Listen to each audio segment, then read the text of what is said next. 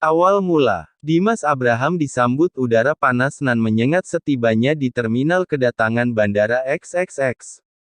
Dengan terburu-buru dia mencari taksi. Dimas segera masuk saat sebuah taksi berhenti tepat di hadapannya.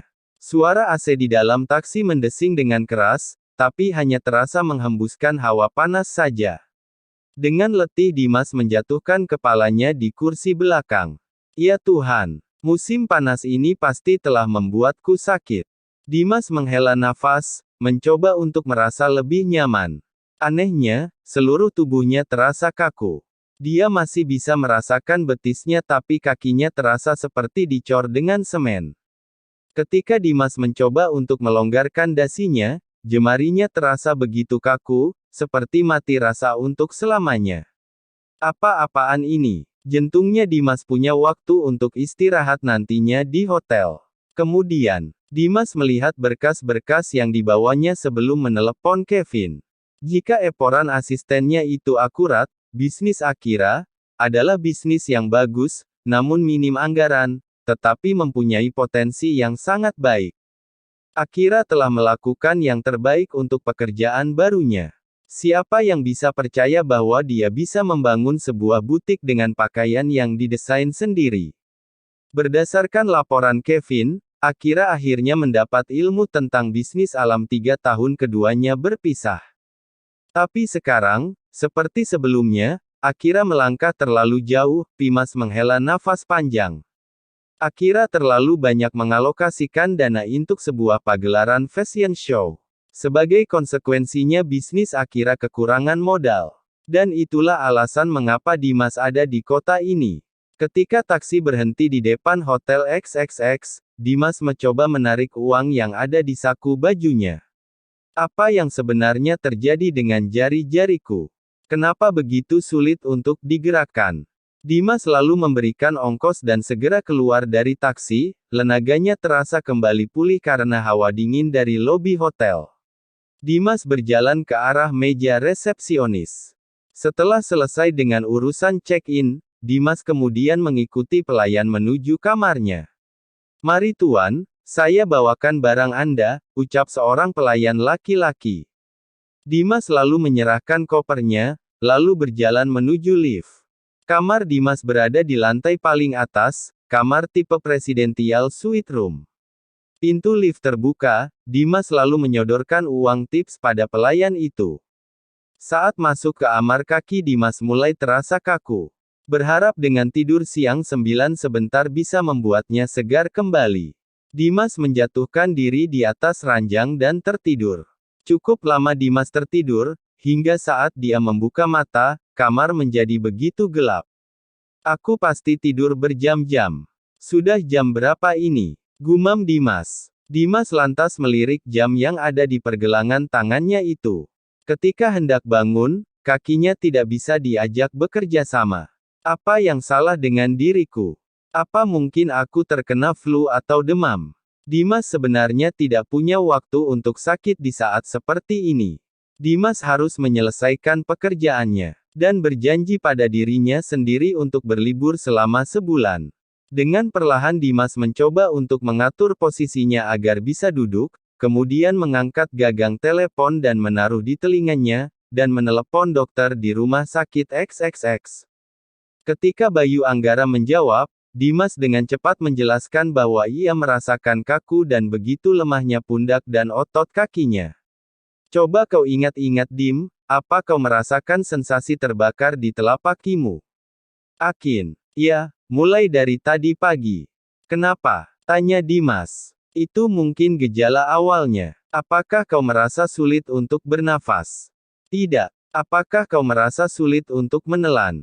"Tidak." "Apakah kau memperhatikan atau apapun itu tentang bagaimana rasa makananmu?" "Aku tidak sarapan. Yang aku ingat semalam makan malamku terasa aneh." Dimas mencari kata yang tepat untuk menjelaskan. "Seperti logam." "Apakah kau terkena flu atau semacam virus yang tidak aku ketahui?" "Aku merasa sangat buruk 3 minggu yang lalu, hanya beberapa hari, tapi tidak sampai mengganggu tidurku."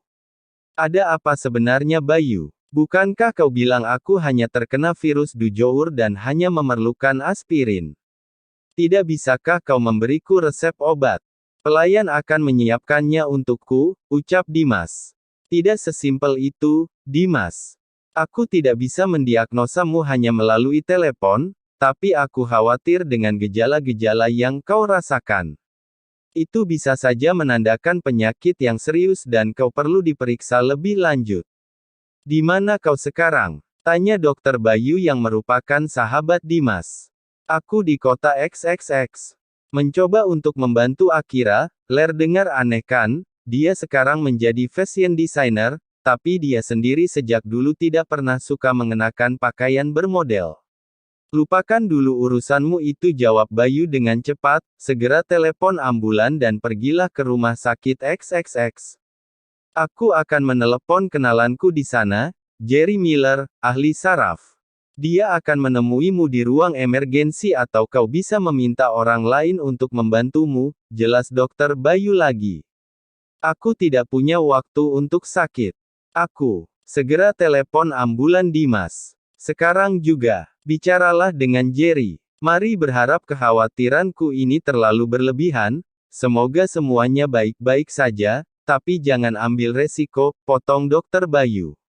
Sambungan telepon terputus. Dimas memutuskan untuk pergi menggunakan taksi daripada harus menggemparkan hotel dengan memanggil ambulan. Tapi saat dia mencoba untuk berdiri, kakinya roboh dan tubuhnya jatuh ke samping tempat tidur.